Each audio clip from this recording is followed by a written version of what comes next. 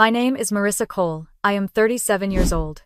I used to believe Christmas was about family, even if it meant driving hours, working late, and quietly covering bills no one else noticed. But last December, something changed. The emails never came. The family drive folder disappeared. And a voicemail from my mother confirmed the truth. We all agreed you're not welcome at Christmas. At first I thought it was just rejection. But then I uncovered something far worse. They had been planning my erasure long before that night, while I was the one paying every mortgage bill, every utility, every cost that kept their celebrations alive. And when I discovered what they said about me behind closed doors, the decision I made shook the very house they celebrated in. This is not just a story about being excluded, it is a story about what happens when silence turns into proof. When a family that thought they could erase you suddenly faces the cost of what you carried alone. Stay with me, because by the end, you will understand how one quiet decision changed everything they thought they controlled. I did not know it yet, but the proof of everything I feared was already waiting for me, hidden in the places I checked every day, without thinking. It was a Tuesday morning in early December, cold enough that the windows in my apartment in Durham carried a thin blur of frost. I sat at the kitchen table with a mug of coffee, cooling too quickly, my laptop open, waiting for something I knew, deep down, was not coming. Every year since I can remember, by the first week of December, there would be a thread of emails about Christmas. Who was bringing ham? Who was in charge of the pies? What time we would all meet at my mother's house in Charlotte. Sometimes the messages were cheerful. Sometimes they carried an edge of sarcasm. But they were always there. This time my inbox was blank. I refreshed the screen once, then again, then a third time, the way you do more out of habit than hope. Still nothing. No subject lines with Christmas, in all caps, from my cousin Kaylee. No dramatic reminders from my sister Caroline about labeling serving spoons. Just silence. I told myself maybe they had not started planning yet. Maybe someone was waiting on travel confirmations. But me gut no better. Silence, that exact, that clean, is never accidental. I tried the family drive we had used for years. Each December it held a folder full of spreadsheets, playlists, revengestories. When I clicked on it, a red message appeared across the screen. Access denied. At first, I thought it might be a glitch, so I tried an old bookmarked link. Same message. Denied. It was like a door that used to swing open freely, now locked from the inside. My phone buzzed beside me. A text from my mother Elaine lit the screen. Her words were simple. Don't worry. I figured you'd be busy this year. No need to stress about Christmas. There was no, we miss you. No, I hope you can make it. Just a sentence that sounded more like a dismissal than care.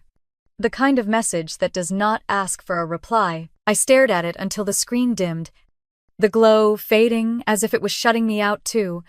The apartment was quiet, except for the faint hum of the refrigerator. I set the phone down and leaned back in my chair. I was not crying. I had stopped crying over things that predictable years ago. But there was a heaviness in my chest. A press of something I could not quite swallow. Familiar. Yet heavier this time. Like a door closing with a finality I could not ignore. I thought of last year. I had arrived at the house in Charlotte later than planned. Stuck in traffic after a client meeting, my arms had been full of wrapped gifts, my hands sticky from carrying a tray of cookies. I had baked at 2 a.m. When I stepped into the kitchen, not a single person looked up. The dining table was full. Every chair taken. My sister Caroline glanced at me and smirked. Look who finally decided to show. I never even caught who muttered it.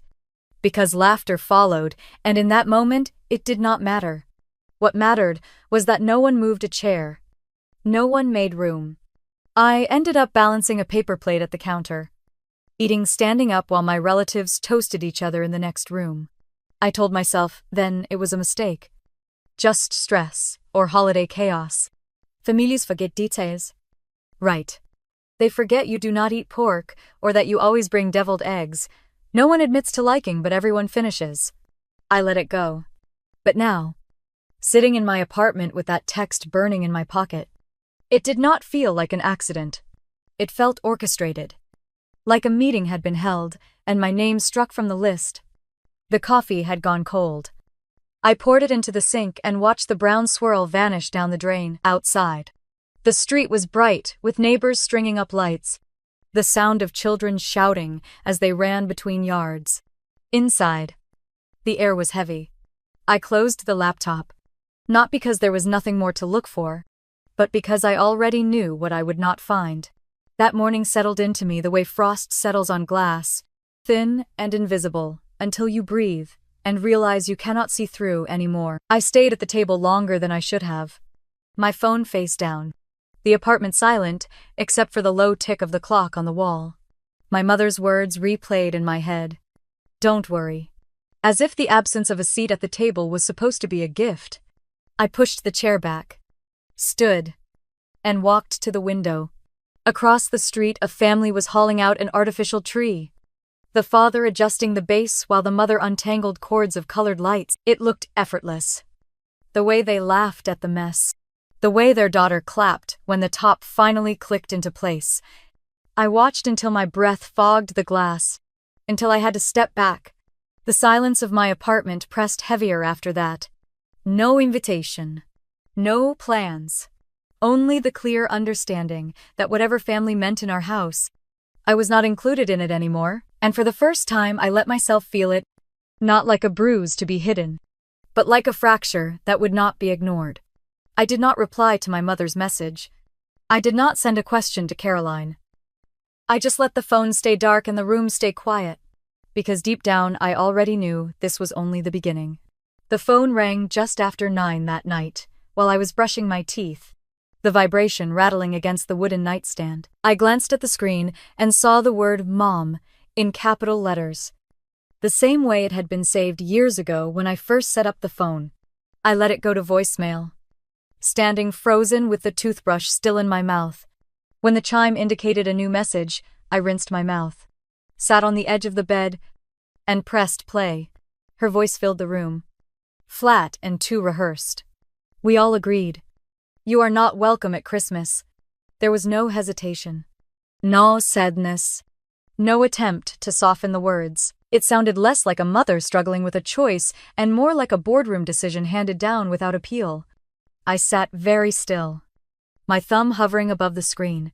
The message replayed once, then again, the same measured tone each time. By the second replay, I was saving it, my fingers steady even as my stomach nodded. I knew I would want that recording later. Proof that what I heard was not just in my head. I set the phone on the comforter beside me and stared at the ceiling. The words echoed in my chest, heavier each time they repeated. Not I feel it might be easier. Not it hurts to say this. Just the collective we. The cold verdict. It felt like being voted out of my own bloodline. The next morning, I woke early, restless, from dreams that left me with clenched fists and a pounding head. I reached for the phone as soon as I sat up. The group thread that had been there for years, labeled Holiday Hysteria with Caroline's overdone use of emojis, was gone, not archived, not muted, gone. I scrolled through the other conversations, searching for remnants. But it was as if I had been lifted clean out of their digital lives. Out of habit, I tapped on Facebook, though I rarely checked it anymore. The first post on my feed was a picture of Kaylee, my cousin, holding a wine glass at my mother's dining table. Around her were familiar faces, 12 in total. My mother's hand resting on Kaylee's shoulder like a coronation. The caption read, "Doing what is best for the whole family is not always easy, but it is worth it." I zoomed in on the picture until the pixels blurred. The same chandelier I had helped my mother pick out. The same dining chairs I had ordered and driven down from Raleigh to deliver. Now filled with bodies that had voted me out. My chest tightened. Not with surprise, but with confirmation. There was no empty seat for me. No place card left waiting. I scrolled down and saw a comment from my cousin Nathan. Hard vote, but necessary. Another from Caroline with a line of clapping hands. I closed the app quickly. but the words had already lodged in my chest like a stone. The apartment was quiet again. The hum of the heater, the only sound. I stood at the counter and poured a glass of water I barely drank. My reflection in the kitchen window looked unfamiliar. Eyes darker, shoulders tense. I whispered the words to myself, testing how they sounded outside of my head.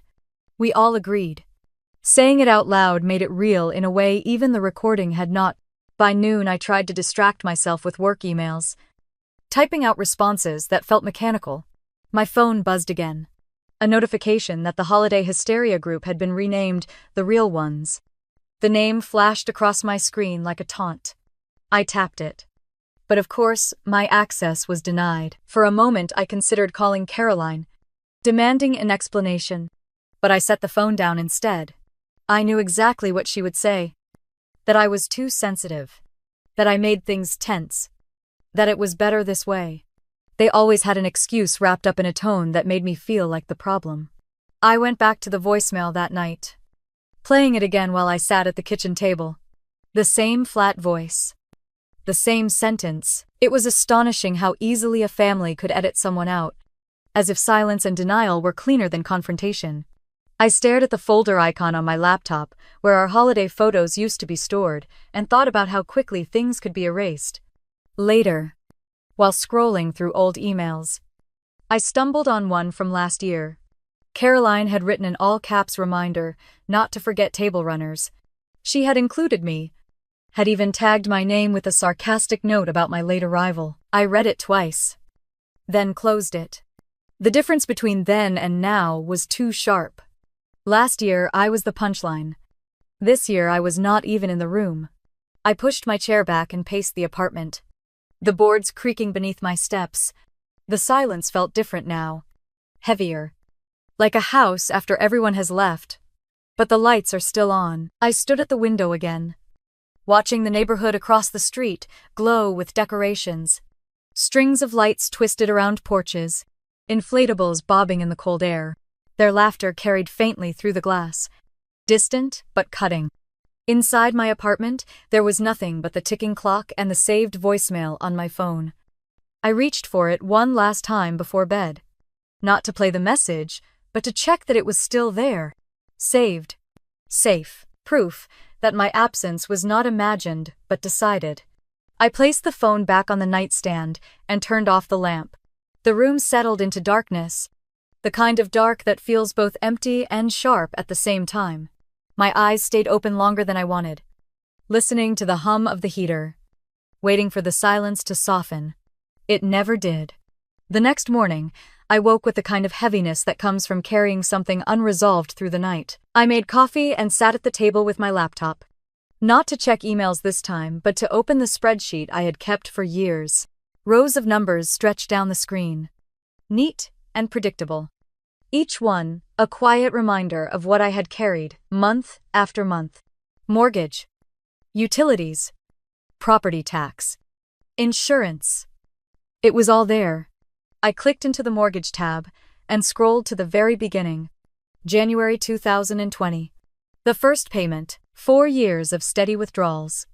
Each line marked with the same figure, $1,420. 48 months of my life recorded in tidy cells. I traced the column with my finger as if I could feel the weight of it through the glass.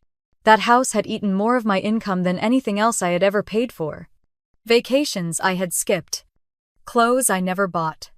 Dinners I turned down. Also, the payment could slide quietly out of my account on the first of each month. I leaned back and rubbed my eyes. For years, I had told myself it was temporary, that once my mother got back on her feet, she would take it over.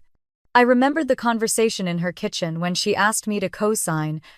Her voice had been casual, her hand waving it off like it was no big deal. Just until the bank feels comfortable. Marisa, she had said, we will switch it once things are stable. I had believed her.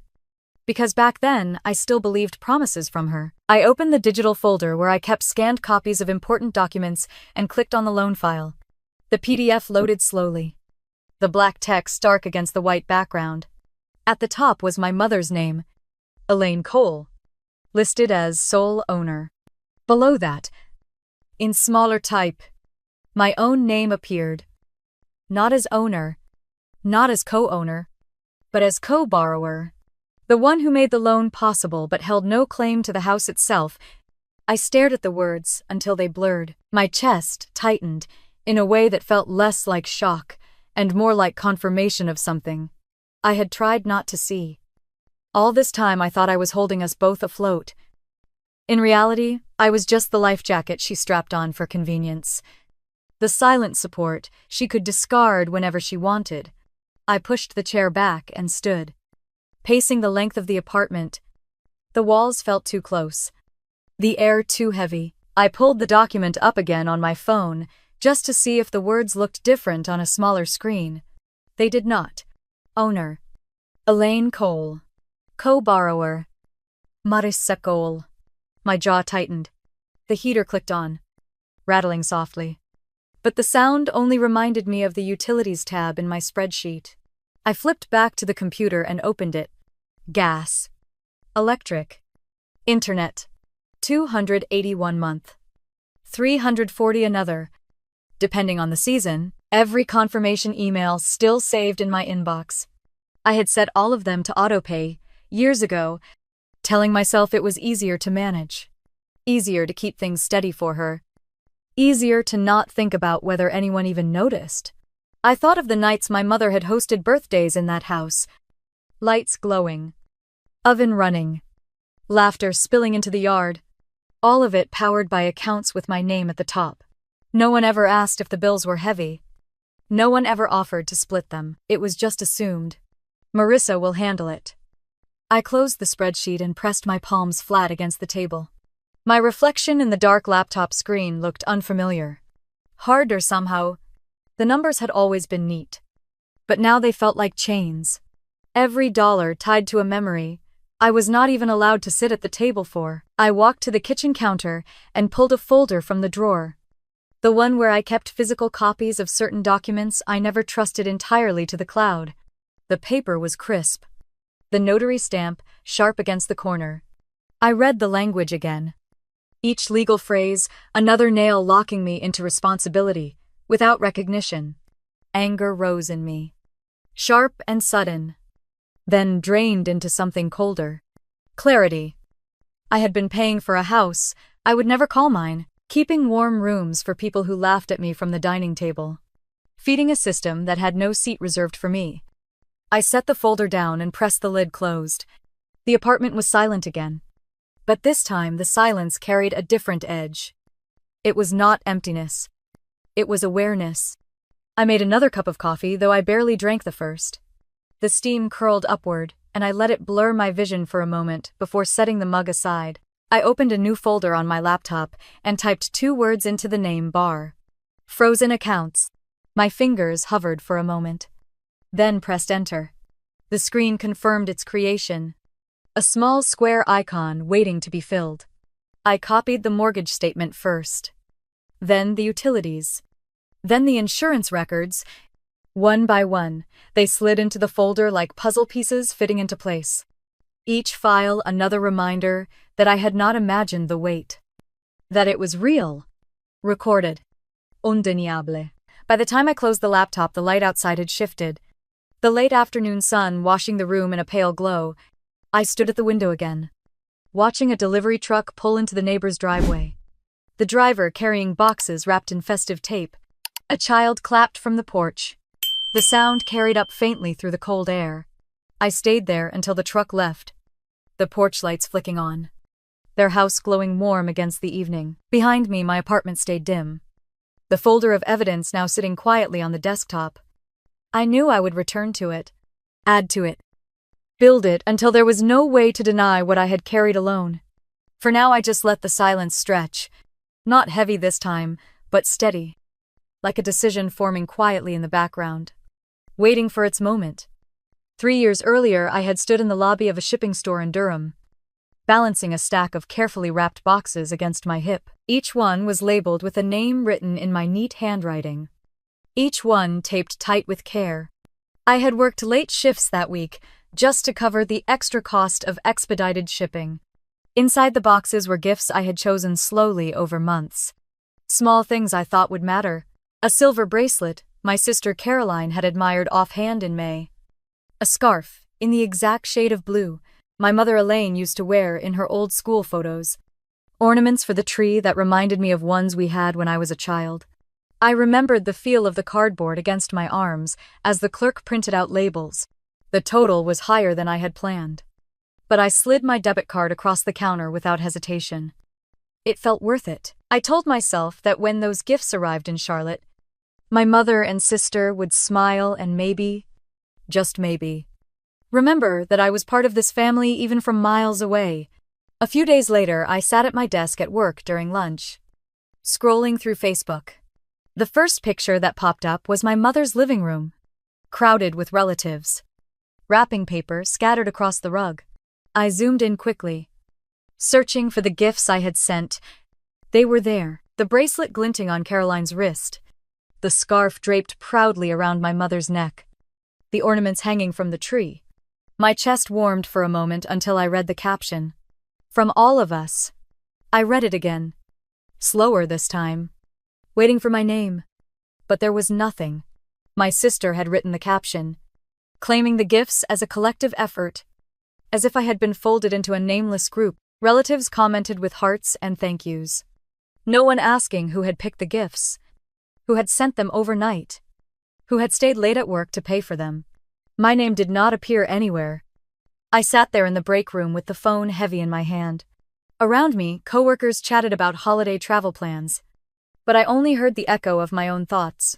How quickly a person can be erased. How easily gratitude can be repackaged until you are invisible.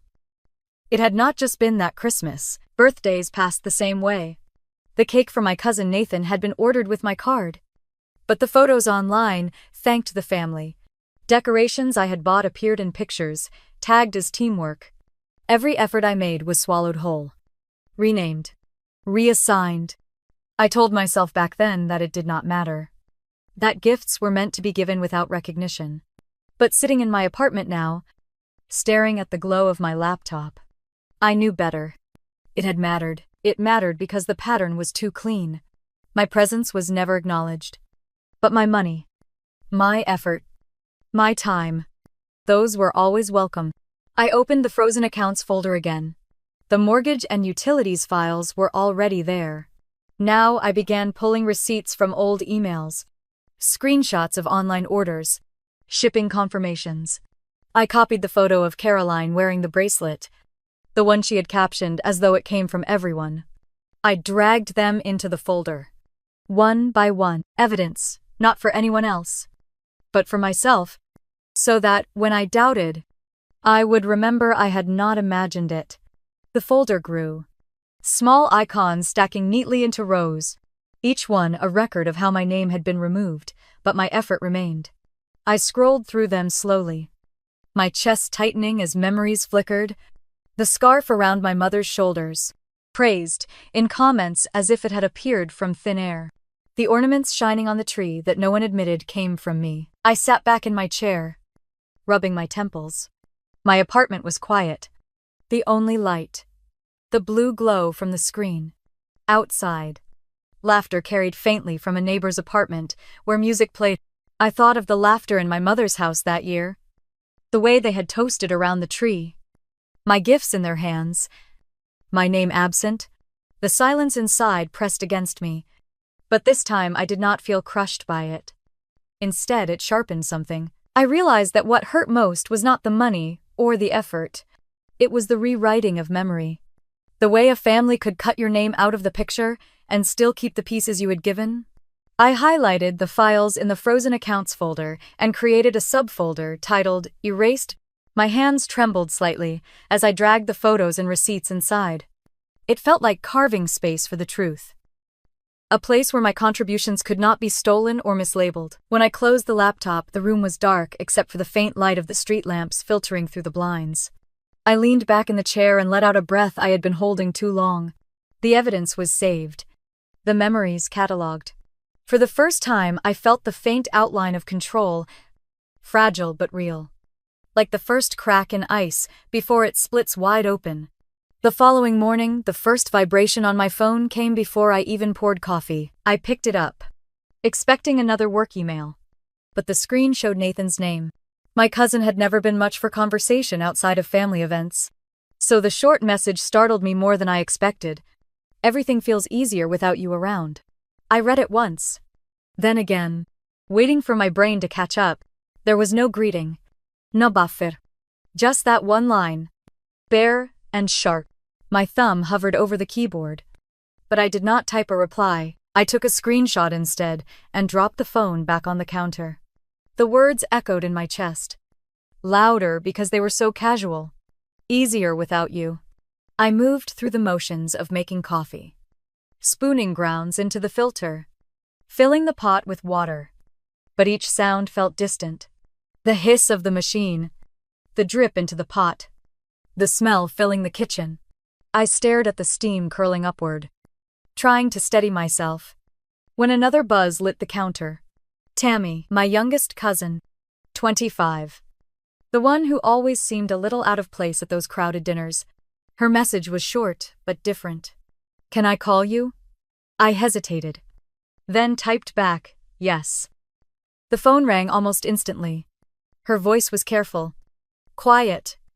As though someone might overhear even through the line. I do not agree with what they did, she said. I have something you need to hear. I straightened in the chair. What do you mean? Tammy, there was a pause. The sound of her breath catching. I recorded it.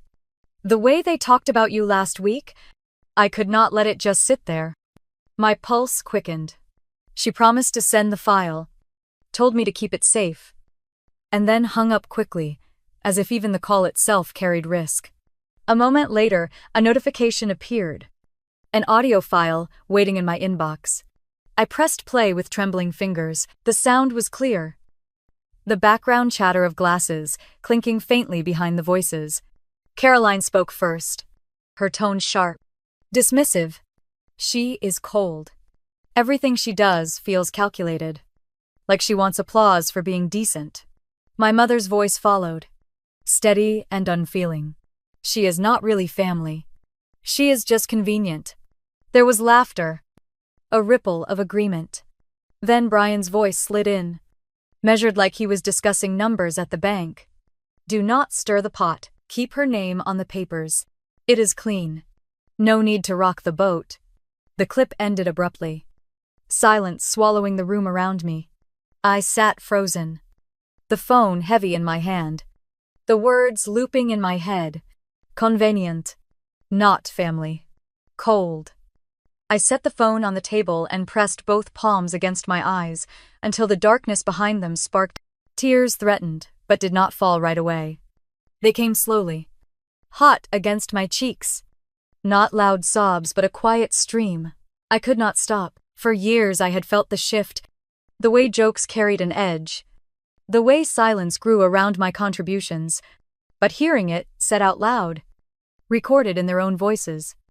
Stripped away every doubt. They had sat in a room together. Glosses raised. And reduced me to a utility. Not a daughter. Not a cousin. Not a sister. Just convenient. I reached for a tissue. Then another. But my hands shook as I wiped at my face. The apartment felt smaller. The walls closer. The quiet almost unbearable. I stood and paced. The hardwood creaking beneath my steps. Each word echoed with every pass of the room. Cold. Convenient. Not family. Eventually, I sat again and opened my laptop, dragging the file into the frozen accounts folder. My cursor hovered for a long time before clicking. The icon appeared beside the others. Another piece of proof. This one hurt more than any number on a spreadsheet. I leaned back, staring at the ceiling. My throat tight. It was strange how quickly the line between suspicion and certainty could be crossed. For years, I told myself I might be imagining things. That maybe I was too sensitive. One 10-second recording ended. That debate, forever. The coffee pot beeped in the kitchen, startling me. I poured a cup, though my hands were still unsteady. The liquid sloshing against the rim. I held it between my palms, letting the heat ground me. Though the taste barely registered, I thought about calling Tammy back, thanking her. But the words felt stuck. I knew why she had done it. Why she risked sending the file. She had seen what I had lived. She had felt the undercurrent too. And maybe in her way she wanted me to know I was not crazy. That what I felt was real. The clock ticked past noon. Sunlight filtered through the blinds. Stripes of brightness cutting across the floor. I sat with my coffee cooling beside me. The audio replaying in my head without the need of the phone. Their laughter. Their certainty. Their dismissal. Eventually, the tears slowed, drying sticky against my skin. What settled in their place was something colder. Steadier. A kind of clarity that hurt but also shaped itself into resolve. I had the numbers, the documents, the receipts. Now I had their voices too. I closed the laptop gently and sat still for a long moment, listening to the hum of the refrigerator, the faint sounds of life from the apartments above and below. My breathing steadied, the shaking in my hands easing. The truth had been spoken, recorded, saved. There was no undoing it. By the time the sun dropped lower, casting orange light across the walls, I stood and pulled the curtains closed. The apartment dimmed around me. I placed the phone face down on the table and let my body sink into the couch. The quiet returned, but this time it was filled not with doubt but with certainty. I wiped the last trace of moisture from my cheeks and sat upright. The tears had been necessary, but they were not the end. They were the last surrender before something stronger would take shape. I could feel it waiting. Steady. Cold. Undeniable. I pulled the laptop closer and opened a fresh document. The white screen glaring in the dimness of my apartment, my fingers hovered above the keyboard, hesitating for a breath before I began typing a list. Mortgage. Utilities. Property tax. Insurance. Internet. Gas. Electric. Every account tied to that house in Charlotte. Every thread that bound me to them without acknowledgement. The list stretched longer than I wanted, and with each word my chest grew tighter. I stared at the lines until they blurred. This was the skeleton of my life for the last 4 years. Invisible, yet constant. I had kept them afloat without applause, without even a seat at their table. They had voted me out while still living on what I provided. The thought hardened inside me. If they wanted a family without me, then they could have it. Stripped of the convenience I had quietly given. I reached for a notepad from the drawer and began copying the account numbers by hand. The act steadied me, ink pressing into the page, each digit permanent. Next to them, I wrote the next scheduled draft dates, all neatly lined. January 1st. Mortgage. December 27th. Electric. January 3rd. Property tax escrow. My handwriting looked firmer than it ever had. Each number written like it was part of a contract. The clock on the stove blinked midnight. I poured myself another cup of coffee, stronger this time, and leaned against the counter as the steam fogged my glasses. My hands trembled slightly as I lifted the mug, but the warmth steadied me. For once, the shake was not from fear. It was from the weight of choice. I walked back to the table, set the coffee down, and opened the bank's website. My username and password felt heavier than usual as I typed them in. The dashboard lit up. Clean numbers lined across the screen. The mortgage balance first, bold at the top. I scrolled through the payment history. Row after row of my money sliding away each month. 48 months. All on time. Never a missed payment. At the bottom of the page, a small button waited. Options. My cursor hovered. The drop-down opened with simple commands.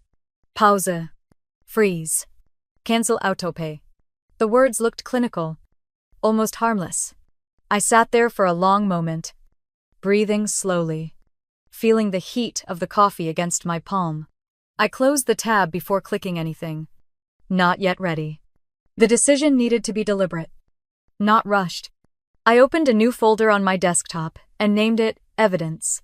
Inside, I began dragging screenshots, mortgage statements, utilities confirmations, tax receipts, homeowner's insurance.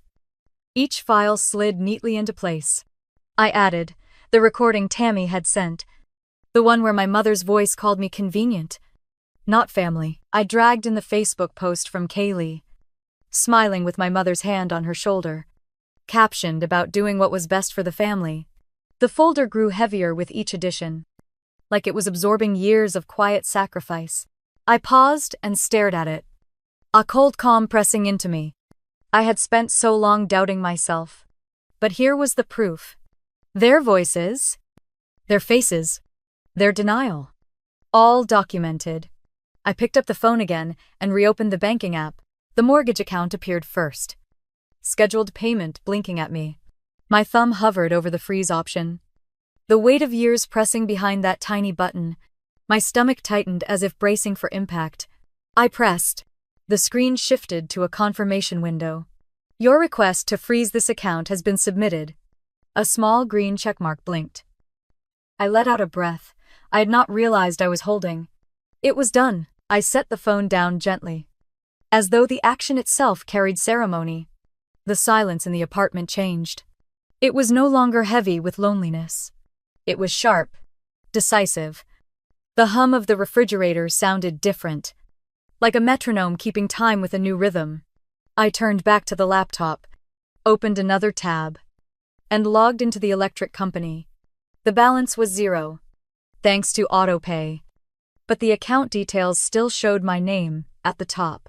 I clicked Manage. The same option appeared. Suspend. I hesitated, then saved a screenshot first, dragging it into evidence. Then I pressed the button. A confirmation email arrived instantly. Service scheduled to end December 24th at 6 p.m. I smiled without meaning to. Gas and internet followed, each one frozen, each confirmation saved. I typed out notes in the notepad beside me. Dimastampet. Account numbers circled. My handwriting steadied more with each entry. This was not chaos. It was clean. By 3 a.m. I had finished. Every account was locked, suspended, or scheduled to cut off. The folder on my desktop brimmed with proof. My shoulders ached from hunching over. But the fatigue felt different. It felt earned. I leaned back in the chair and let my eyes rest on the word frozen accounts printed across the folder icon. The irony almost made me laugh. They had erased me from their Christmas, scrubbed me from chats and photos, but now I had erased their safety net, the quiet machine that kept their house glowing and warm. I drafted 3 emails before bed. The first addressed to the Charlotte Observer reporter I had once worked with on a charity drive. The second to the director of the nonprofit where my mother volunteered. The third to Brian's branch supervisor at the bank. Each draft contained attachments, labeled neatly. I did not write accusations, only facts, documents, receipts, the recording, screenshots of frozen accounts. I saved them all in drafts. Not ready to send, but knowing I would. When I finally pushed the laptop closed, the clock read almost 4.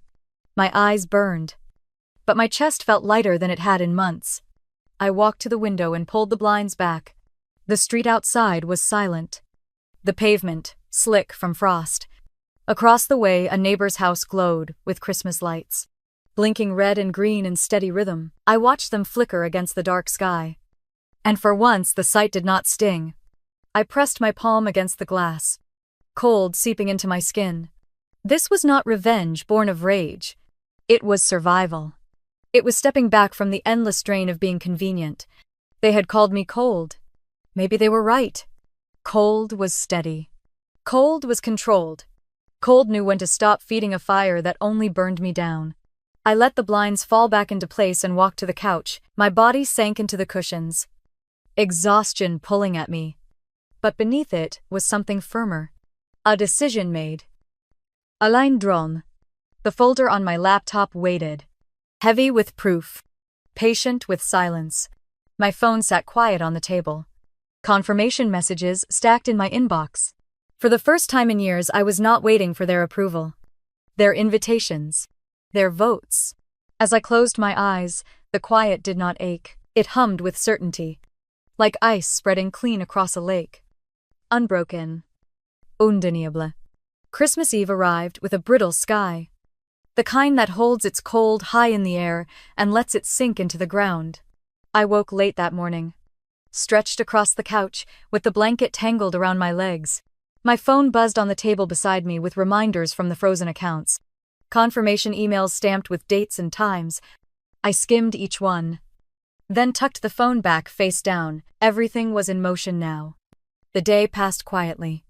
I cooked myself eggs, toasted bread, and made tea. I walked to the corner store for milk. The sidewalks nearly empty. Most people already home preparing for their celebrations.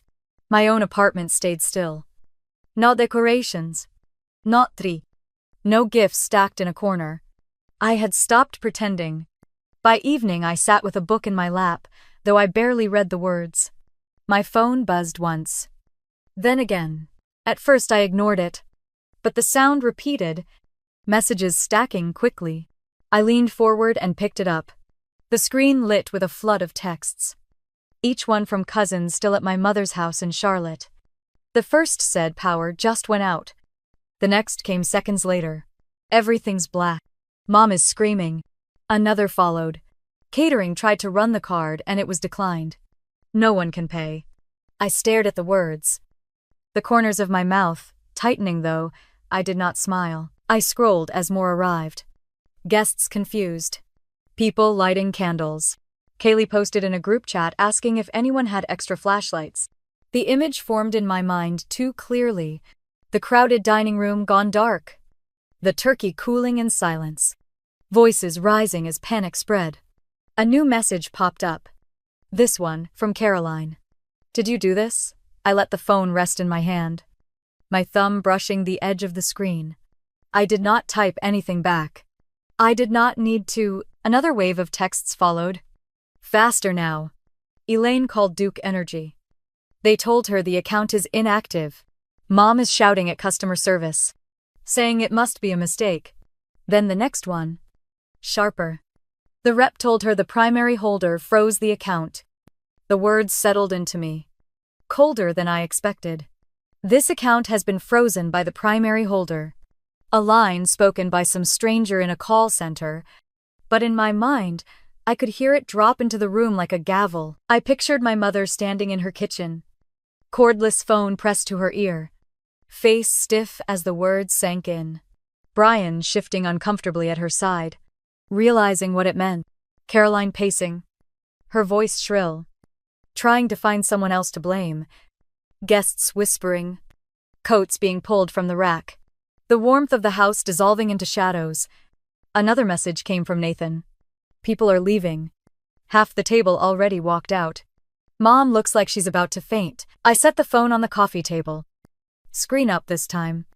And watched the messages roll across it like ticker tape. Each one a snapshot of the unraveling. Kids crying because the lights would not turn back on. My uncle trying to start the gas fireplace but failing. Someone's dessert order canceled because the card bounced. In the distance outside my window, the faint sound of car horns echoed from the highway. People heading to their own celebrations. I leaned back, the phone still lighting up with panic. My apartment glowed soft with the single lamp by the couch. The contrast felt almost unreal. Their chaos. My calm. At 6:35, Caroline's name appeared again. Answer me. This is your fault. I let the notification fade. A few minutes later, another text arrived. This time from Tammy. Quiet, as always. They know it was you. No one is saying it out loud. But they know. I picked the phone up, read it twice, then placed it down again. My chest was steady. My breathing even. They had called me cold. Maybe that was true. Cold did not waver. Cold kept its shape. By 7, the messages slowed. The party had fractured. Guests scattering into the night. The last text that came through was from Nathan. Everyone's gone. House is dark. Mom just keeps saying your name. I stood and walked to the window. Across the street, my neighbor's house glowed bright with strings of lights, and a tree framed in the window. Laughter carried faintly across the cold air. Muffled, but clear. I let my palm rest against the glass, the chill seeping into my skin. Behind me, the phone buzzed once more, then went still. I did not reach for it. I let the quiet settle in, steady and unbroken. While their night unraveled in the dark miles away, the morning light crept across my blinds in thin pale stripes. And for the first time in years, I let myself stay in bed without rushing anywhere. My phone was heavy on the nightstand, still littered with messages from the night before. I scrolled through them lazily, rereading the panic I had already memorized, until a new notification blinked at the top. It was a news alert from the Charlotte Observer. I tapped it open, and the headline pulled me upright. Elaine Cole steps down as host of annual charity Christmas potluck. The article was short, almost clipped. The nonprofit board had released a statement thanking the community but announcing a change of leadership due to inconsistencies regarding donor contributions. My mother's name was missing from the list of acknowledgments. I read it twice, my pulse slow and steady. They had not printed my name, but they had carved hers out. An hour later, my phone rang with a number I recognized from years ago. Rachel Carter, a reporter I had once worked with during a food drive campaign. Her voice was brisk but cautious. I have received documentation about financial support for the Cole property. Can you confirm the authenticity? I walked to the kitchen, poured coffee into a mug, and leaned against the counter. Yes, I said. Every receipt is mine. The payments, the utilities, the mortgage, all of it. Rachel paused, then asked if I wanted to go on record. I told her no. I had no interest in a spotlight. I only wanted the truth to breathe. She thanked me and promised accuracy in her coverage. The call ended with the faint click of her keyboard already typing.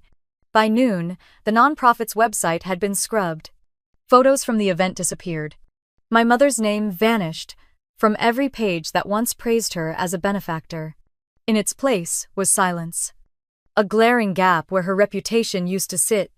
I sat back on the couch with my laptop resting against my knees, scrolling through the changes. There was a strange satisfaction in watching her carefully polished image unravel so publicly.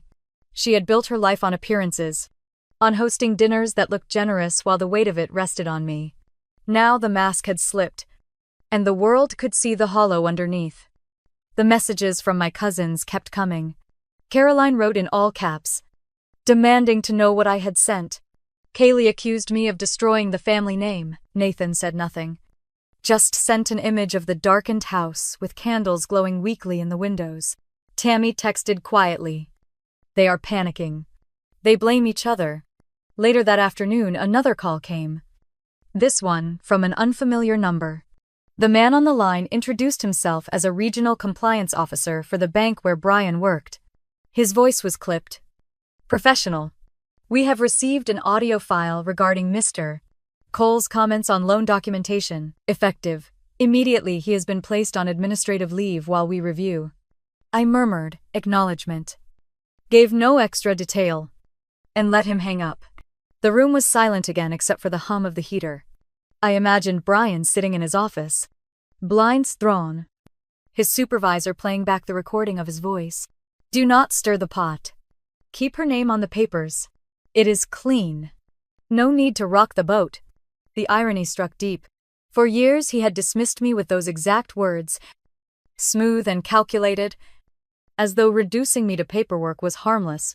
Now those same words had circled back, stripping him of his authority. I pulled my blanket tighter around my shoulders and stared at the snow beginning to fall outside. Each flake hit the glass and melted instantly, leaving thin streaks of water. My chest felt lighter. Not joyful, not triumphant, but steady. Around 3 in the afternoon, Rachel's article went live. This time, it was longer, detailed. It outlined years of payments made by a co-borrower whose name was not listed on the deed.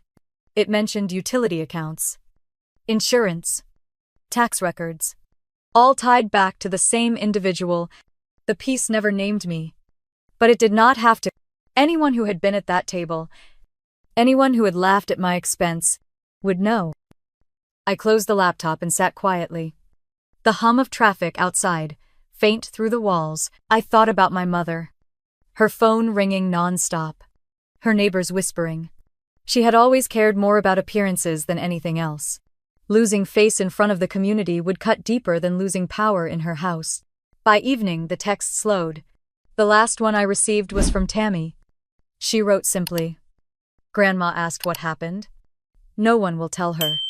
I set the phone down and let the message sit. The house in Charlotte was dark. The charity ties severed. Brian's career cracked open. And my mother's name erased from the board she worshipped. The mask she had worn for years was gone. And for once I did not feel invisible. I poured myself another cup of coffee.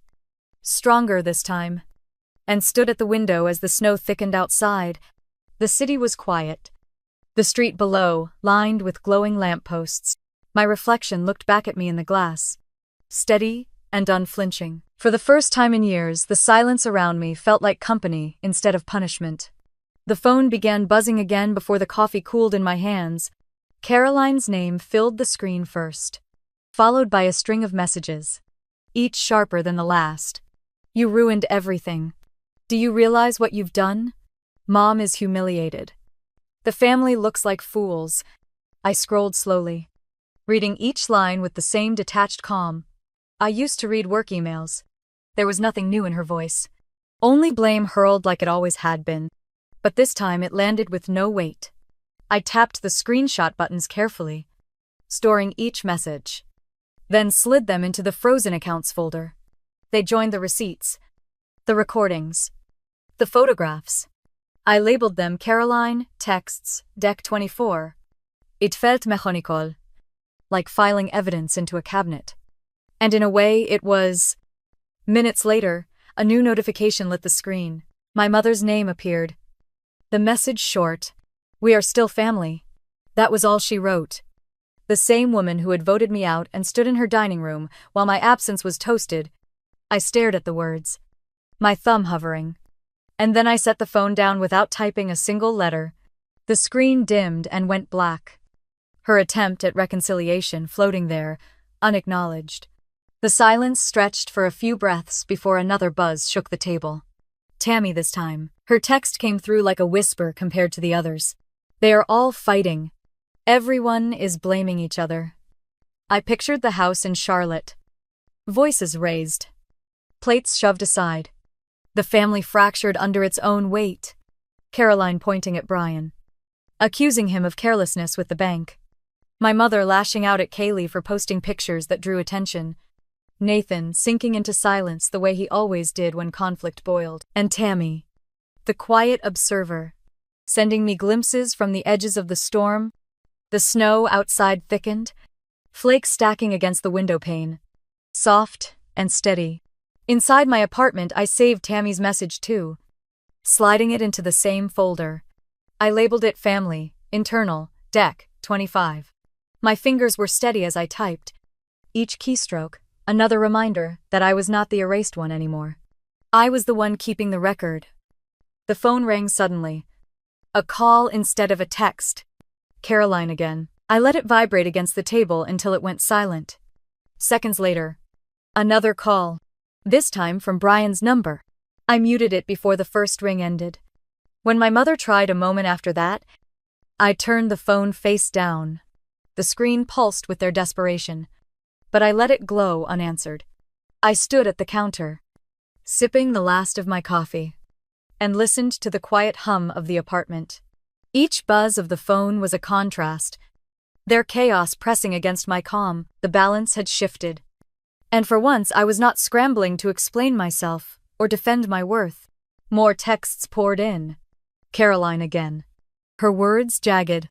You think this makes you strong, but all you did was tear us apart. Then Brian. Clipped and cold. Do you realize the legal mess you have caused? You will regret this. Finally. My mother again. We can move past this if you stop now. Come home. I screenshotted each one. Dropped them into the folder. Labeled them carefully. It no longer hurt to read. It felt like collecting exhibits for a case I no longer needed to argue. They had given me all the proof themselves. Each message another crack in their facade. Hours passed like that, the storm outside burying the streets in white, while inside my apartment, the folder grew heavier with evidence. I moved between the couch and the window, sometimes sitting, sometimes standing, always steady. The phone never stopped buzzing, but the noise only underscored the distance between us. By late afternoon, Tammy sent one more message. Mom is crying now. Caroline won't stop shouting. Brian left the house. Uncle Todd said he is done helping. It is falling apart. I read it slowly, then saved it. My chest tightened. Not with sorrow, but with something colder, cleaner. This time I was not the victim left outside the door. I was the one holding the record, the one shaping the truth. I closed the laptop and set it on the table. The snow had stopped, leaving the city wrapped in silence. My apartment glowed with the warm light of a single lamp, steady and calm. I let the phone rest face down again. Their voices trapped inside but no longer reaching me. For the first time, I saw the family's unraveling not as my loss, but as their own doing. They had built their foundation on denial, and now it was crumbling under the weight of their choices. I sat back on the couch, blanket pulled around my shoulders, and let the quiet of my space settle deep. This time it was not emptiness. It was proof that I no longer stood outside their storm. The morning after the storm had quieted outside, I woke to a steady throb of notifications waiting on my phone. I reached for it reluctantly, half expecting the same frantic texts from my cousins. But what I found made me pause. An email. Subject line bold in Caroline's familiar style. All capital letters. Legal action. I opened it. The words short and clipped, as if she had dictated them through clenched teeth. We will be pursuing a lawsuit. You have caused financial harm. Prepare yourself. My eyes lingered on the last sentence. Its false authority almost laughable. I read it again. Not with fear, but with the calmness of someone who finally knew where the ground beneath her feet was solid. I took a screenshot, labeled it Caroline, email, legal threat, and dropped it into the frozen accounts folder. The day carried on quietly. I made myself breakfast, fried eggs and toast, listening to the faint hiss of the pan while the city outside thawed under winter light. But by mid-morning my phone buzzed again. This time with a call I recognized. David Miller. A colleague I had once leaned on during messy contract disputes.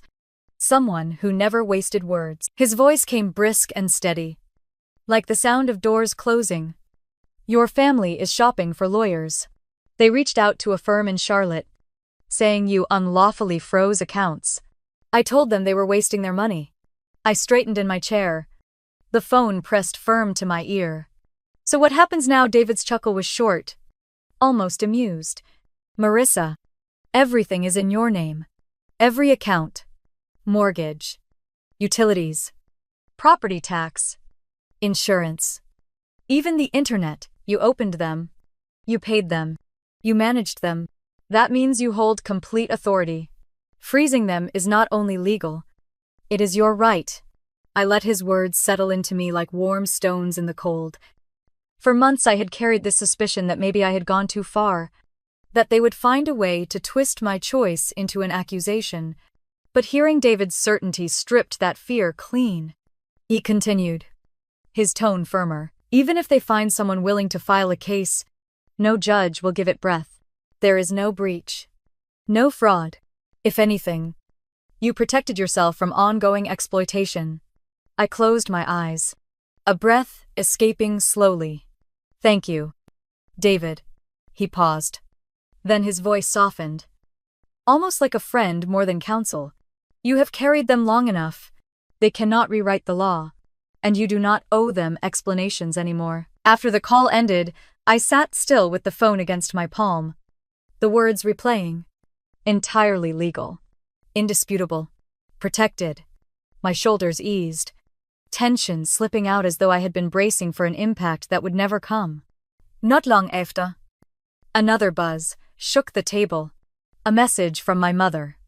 Her tone trying to wrap desperation in politeness. We spoke with a lawyer. He said, you are within your rights. But Marissa, we are still your family. Why are you doing this? I stared at the words, thumb poised. I could almost hear her voice. The same steady calm she used when scolding children in her classroom years ago. But beneath it now was fear. I saved the screenshot without replying and filed it away with the rest. A few minutes later, another came. I never thought you would humiliate us this way. Everyone is talking. I let the phone dim on its own, her words vanishing into darkness. By afternoon, Rachel Carter's name appeared on my screen. This time as a fresh headline in the Charlotte Observer. The article was concise, but sharp. Legal sources confirmed that all financial accounts related to the Cole property were held in the name of the co-borrower, granting her full authority to suspend or cancel payments. Community members expressed shock at the revelation, many noting the generosity they once credited elsewhere had long been misattributed. I read each line carefully, then closed the laptop. My chest swelled not with triumph, but with something steadier. A kind of justice that hummed quietly instead of shouting. Later, Tammy reached out again. Her text simple. Mom is silent. Caroline keeps pacing. Brian left the house. Everyone is blaming everyone else. I wrote back. Short and calm. Thank you for telling me. The sun dipped lower, orange light spilling across the apartment walls. I stood at the window with my coffee and watched cars inch carefully down the salted street below. Inside my chest, peace spread wider. The law was no longer something distant or unreachable. It stood at my side like a silent witness, reminding me that I had not overstepped. I had simply stopped being their convenience. That evening the phone rang again. The caller ID read restricted. But I answered anyway. A man's voice introduced himself as a compliance officer from the bank where Brian worked. We are reviewing an audio file in which Mr. Cole refers to documentation practices. Effective immediately, he has been placed on administrative leave. He paused, then asked if I had anything further to share. I kept my tone measured. Everything relevant has already been provided. He thanked me, and the call ended. Crisp as paper, snapping shut. I sat in the quiet afterward, picturing Brian sitting in his office as his supervisor replayed the recording of his own words.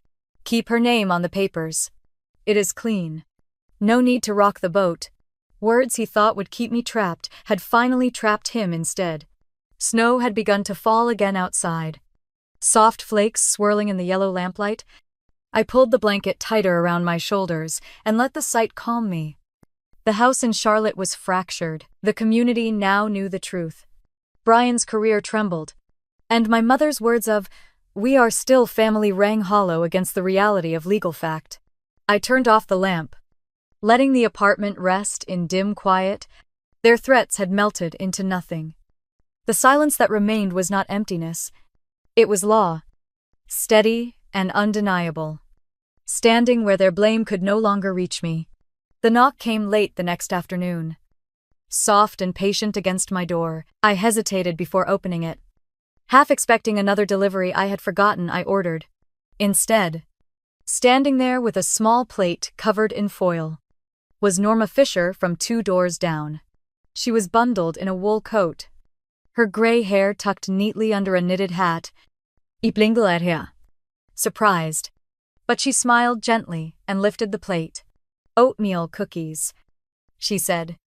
Figured you might need something sweet. I stepped aside and let her in, the scent of sugar and cinnamon escaping as she set the plate on my counter.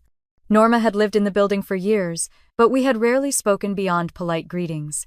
Yet now she looked at me with the kind of steady gaze that carried more weight than words. She sat at the edge of my couch, folding her gloves in her lap. I saw the news, she said quietly. About your mother. About the accounts. People whisper. You know how it goes. Her eyes softened. You are stronger than they ever gave you credit for. I stood with my hands wrapped around a mug, unsure how to respond. Norma went on, her voice calm. I have lived long enough to know this truth. Elaine feared you because she could not control you. That is why she tried to cut you out. The words landed heavier than I expected.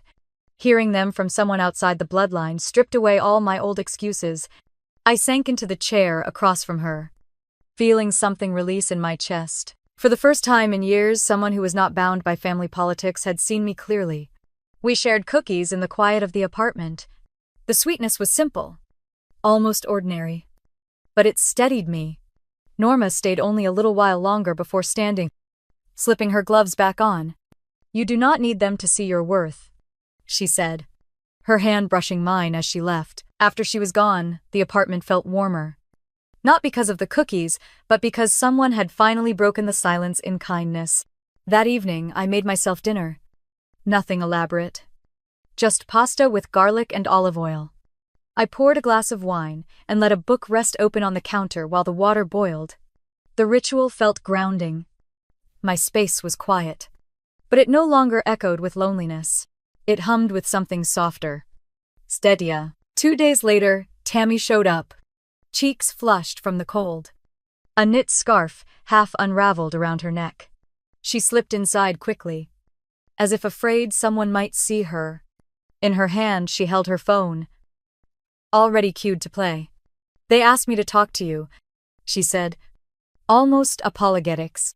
She pressed play before I could answer. The recording was muffled at first. Voices overlapping in agitation. Caroline's voice cut through loudest. "We need her back. No one else can handle the bills." Brian muttered something about reputations. My mother's voice shushing him before breaking. "Maybe if she sees we still want her." The file ended abruptly. Tammy looked at me, her eyes searching. "They asked if I thought you would ever come back." I let out a slow breath, leaning back against the counter. "Tell them they should focus on how to keep the lights on before worrying about me." Tammy's lips curved into the smallest smile. Like she had been waiting for that answer. She slipped the phone back into her pocket. "I knew you would say that," she murmured. We sat for a while with mugs of tea between us, the steam curling into the dim light. She told me about her graduate program, about papers she still needed to finish. I listened, grateful for the normalcy, grateful that our conversation did not circle endlessly around my mother's house. When she left, she hugged me briefly, her scarf brushing against my cheek. "Be well," she whispered. The apartment door closed behind her, and I stood in the stillness with my tea. My laptop rested on the table, the frozen accounts folder heavy with proof. But I did not open it. Instead, I looked around my space. Small but mine. The lamplight glowing across the walls. I thought about the noise in Charlotte, the arguments Tammy had described, the fractured voices in the recording. For so long I had mistaken their chaos as proof that I belonged, that I had to keep fixing, paying, smoothing. But here, in this quiet, I realized peace was worth more than any invitation or apology. I rinsed the cups, set them on the rack to dry, and let the hum of the refrigerator fill the silence. For the first time, I did not ache to be part of their table. I felt grateful to have walked away from it. The next week, I drove across town to the bank. The road still edged with dirty snow from the last storm. The sky hung low and gray, the kind of winter morning that makes the world feel quiet before it stirs awake. I parked, shut off the engine, and sat for a moment with the folder on the passenger seat. Mortgage transfer, printed in red ink. Inside were notarized forms, account records, every piece of proof I had prepared. When I stepped inside, the warmth of the building wrapped around me. The faint smell of coffee drifting from behind the counters. A young teller greeted me and directed me to a loan officer's office. I followed the carpeted hallway, each step steady, each breath slow. The officer looked up from his desk as I entered, his smile professional but neutral. I placed the folder on the desk, sliding it toward him. "I need to remove my name from the mortgage on a property in Charlotte. The account is in both names, but the title belongs solely to Elaine Cole. She will assume full liability." He adjusted his glasses and opened the folder, scanning the documents carefully. His pen tapped once against the desk before he nodded. "You have the notarization. This is complete.